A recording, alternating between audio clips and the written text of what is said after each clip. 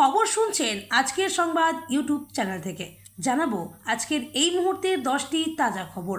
প্রথমেই দেখে নেব আজকের সংবাদ শিরোনাম। দিব্যি ইমাম সেজে নিচ্ছিলেন ভাতা, পড়াচ্ছিলেন রাজ্যের মাদ্রাসায়। পরিচয়টা সামনে আসতেই সব কেলেঙ্কারি ফাঁস। আপ থেকে ইস্তফা 13 জন কাউন্সিলরের। দিল্লির বুকে জন্ম নেবে নতুন রাজনৈতিক দল।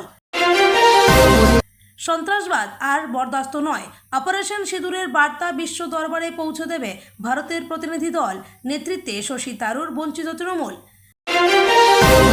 আন্দোলন করে সুপ্রিম কোর্টের রায় বদলাবে না, চাকরিহারাদের আন্দোলনকে নাটক বলে কটাক্ষ ফিরহাদের।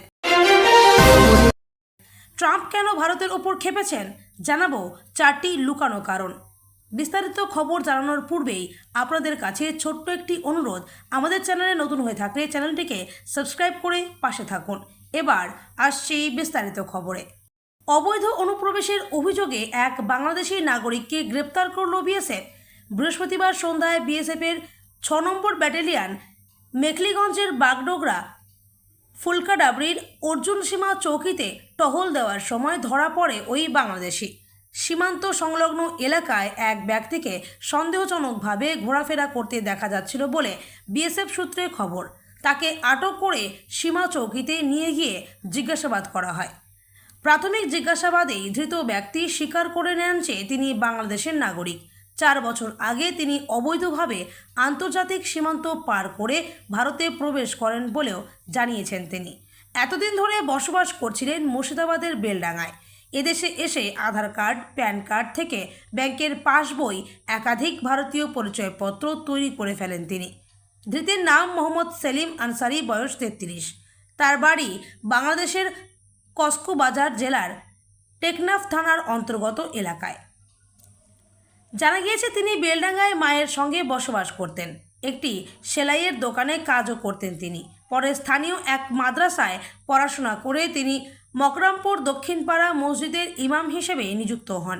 একই সঙ্গে একটি স্থানীয় মাদ্রাসায় শিক্ষকতাও শুরু করেছিলেন এই ব্যক্তি। শুধু তাই নয়, অন্যের নামে ইমাম ভাতা পর্যন্ত তুলতেন বলে জানিয়েছেন জেরায়। ইমাম ভাতার জন্য আবেদনের সময় সমস্ত নথি না থাকায় স্থানীয় এক ব্যক্তির নামে আবেদন করেন। যা ভাতা ঢোকে সেই ভাতা মাসের শেষে ভাগাভাগি করে নিতেন তারা।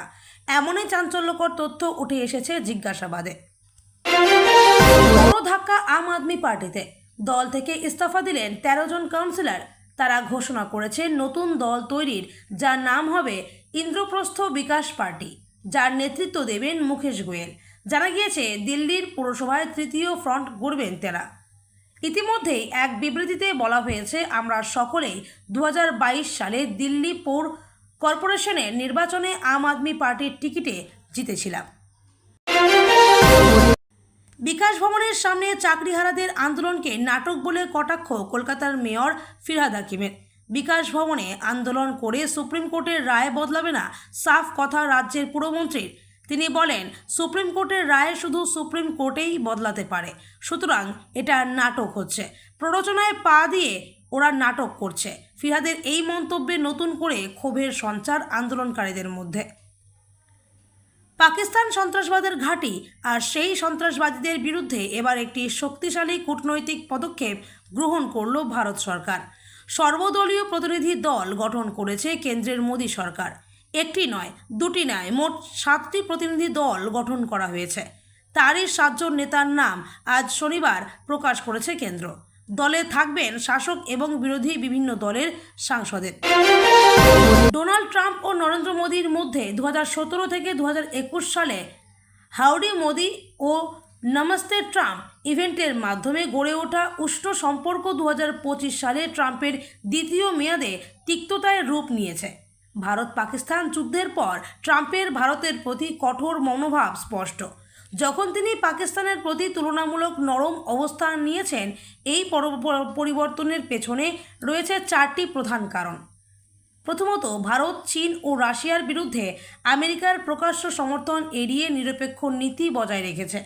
রাশিয়া ইউক্রেন যুদ্ধে ভারতের নিরপেক্ষতা ও রাশিয়ান তেল কেনা $13 ছাড়ে আমেরিকার বিশ্ব প্রভাবকে চ্যালেঞ্জ করেছে। এছাড়া 400 প্রতিরক্ষা চুক্তি ও চীনের সঙ্গে $125 বিলিয়ন বাণিজ্য ট্রাম্পের চীন বিরোধী নীতির সঙ্গে সাংঘর্ষিক। ভারতের BRICS ও SOC-তে সক্রিয়তা এবং G20-তে নেতৃত্ব আমেরিকার এক মেরু প্রভাব কমিয়েছে।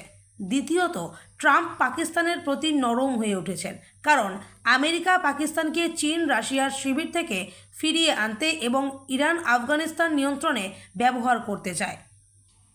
9 মে 2025-এ IMF-এর $2.4 বিলিয়ন বেরআউট, যা ভারত সন্ত্রাসবাদে অপব্যবহারের আশঙ্কায় বিরোধিতা করেছিল, ট্রাম্প সমর্থন করেন। তৃতীয়ত, ভারত পাকিস্তান যুদ্ধবিরতিতে ট্রাম্পের মধ্যস্থতার দাবি ভারত প্রত্যাখ্যান করায় তার অহংকারে আঘাত লাগে। 10 মে 2025-এ ট্রাম্পের এই দাবি পাকিস্তান স্বাগত জানালেও ভারত দ্বিপাক্ষিক বলে প্রত্যাখ্যান করে। চাপের মুখে ট্রাম্প পরে অস্বীকার করেন যে তিনি মধ্যস্থতা করেছেন। চতুর্থত, ভারতের স্বাধীন নীতি ও ট্রাম্পের আমেরিকা ফার্স্ট নীতির সংঘাত তার বিরক্তির কারণ। এই কারণগুলো ভারতকে ট্রাম্পের চোখে কাটা করে তুলেছে।